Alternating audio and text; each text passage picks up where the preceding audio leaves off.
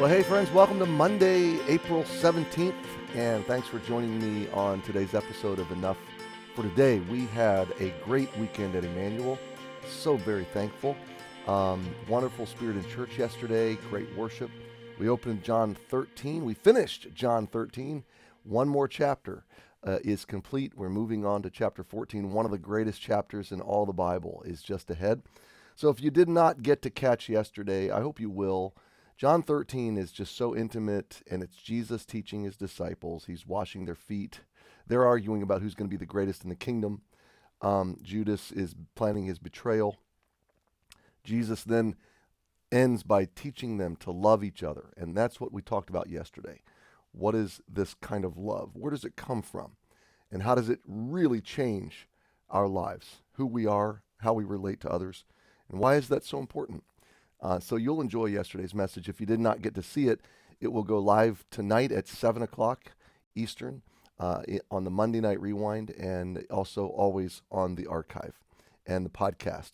So join me this morning in Psalm 76, and we'll spend just a few moments looking at the last verse of Psalm 76, and then tomorrow we move on to, I believe it's Psalm 77. In fact, while I'm thinking about it, let me just take a look. I've been keeping a record of how we're tracking through the Psalms, and I can tell you very quickly where we are starting tomorrow. Yeah, we'll be in Psalm 77. Actually, we got a clear runway all the way to Psalm 84. We've done 84 and 85, so we've got about the next 8 or 9 Psalms, and we'll just keep pressing through. I'm thankful for every opportunity we have to open God's Word together, and have so enjoyed. This has been a transformational effort, just going through the Psalms, literally almost word for word by word, phrase by phrase, verse by verse. And so if you're new, joining us on the journey, we're 3 years in. We've come through nearly 100 Psalms. We're pretty close to that. And we're just going to keep going all the way till we finish the book. I'll tell you the one that's really intimidating me, though, is Psalm 119. That's a pretty long chapter, and so we might spend quite a bit of time there. Hey, look at this. This Psalm 76 was, remember, the Assyrian defeat. God swept in and wiped out 185,000 soldiers overnight under the command of the general Rabshakeh, I think was his name, and the king, Sennacherib, who had been just defying God. The context of this psalm is what gives it such depth and beauty. God absolutely wiped them out in one night, and Sennacherib went back home with a very small entourage of people to grieve his losses. God did this. And it reminds us, Psalms like this remind us that while evil seems to be powerful and loud and raging and exceedingly wicked and only growing more so, and it is in the world around us, the world's getting worse and worse. It's plain to see. Our nation is getting worse and worse. That's plain to see. But God says there is a limit, and they'll only go so far. And the wickedness of leaders, the wickedness of politicians, the wickedness of lawbreakers, and those that are defiling the name of God and challenging the name of God and scorning his realities, his truths, his values in the highest places. They can only go so far. They can go as far as he allows them to go temporarily, and then they will be cut off. They'll be cut down. So we studied verse 11 on Friday. Vow and pay unto the Lord your God, let all that be around him bring presents unto him that ought to be feared. It's a celebratory vow. We talked about that. It's a free will. God's been so good to us. We must celebrate him. We must covenant ourselves to him. He's just that wonderful. Now look at verse 12, and the psalm ends here. He shall cut off the spirit of princes. He is terrible to the kings of the earth. Terrifying, full of terror to those who go against him. He shall cut off the spirit, the haughtiness, the scorn, the rebellion, the defiance, the pride, the uplifted, God can't touch me attitude. He shall cut off the spirit of princes, and he is terrible to the kings of the earth. Now, a couple of things I want to say about this verse. First, that these people are celebrating this in retrospect. So what are they doing?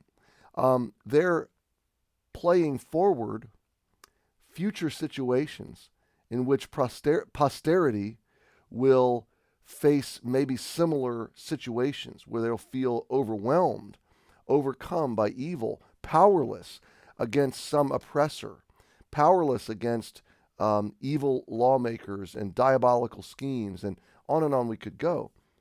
And so they're saying, look, we're celebrating this moment of divine, miraculous intervention and victory, and this is who God is. This is what he will do in your life, in your time, in your future. He will end up victorious. He will triumph. He'll end up on top, even when it seems like he's losing. It might look like he's nailed to a cross, but pretty soon he's going to be breaking out of an empty tomb. He shall cut off the princes, and he is terrible to the kings of the earth. I love what Albert Barnes, I love Barnes' notes on the Old Testament and New Testament. Those are great help. He goes phrase by phrase. And here's what he says. That is, he shall cut off the spirit of princes. He says he will cut them down and cut their pride down. He will break them down. He is terrible to the kings of the earth when they are arrayed against him. Here's what it means. And he has 6 things he says. Number 1, they are wholly under his control. Number 2, he can defeat all their plans. Number 3, he can check them whenever he pleases. Number 4, he can and will make their plans, even their wrath, the means of promoting or carrying out his own good purposes. Number 5, he will allow them to proceed no further in their plans of evil than he can make subservient to the furtherance of his own. I love that. Number 6, he can cut down the most mighty of them at his pleasure and destroy them forever. So, my friend, we're on Monday now, it's a new week ahead of us, and like you this week, I'm going to hear the bad news and scroll the media stream and see how the world is melting down again and see the terrible things that happened this weekend, and more terrible things will happen this week across our country and across the world. And much of it will just be not the result of natural disasters or unfortunate situations. It will be the result of Satan. It'll be the result of outright rebellion against God and a culture that rejects him wholly. So what do we feel when we see these things? How do we respond? How do we frame our hearts? We remember that God lets this go only so far. It'll go only so far as he allows. He can change it in a moment, and through it, he is working exceptionally good outcomes. He is fulfilling his mighty, mysterious, eternal purposes. Jesus in John 13 said, I'm about to be glorified. God's about to be glorified. Together we are being glorified in each other. Well, why was he saying that? Because in a few hours he's going to be hanging on a cross. The disciples are going to be totally perplexed, and he wants them to think against the reality of their own eyes. He wants them to remember Jesus. He said this was glorifying. This is somehow going to result in the glory of God. So my friend, go out today and live in the glory of God. Live for the glory of God. Glorify him in your life. And know that whatever's unfolding in your situation or around you, it is on a road that leads to God's ultimate glory. So happy Monday, and I'll see you tomorrow.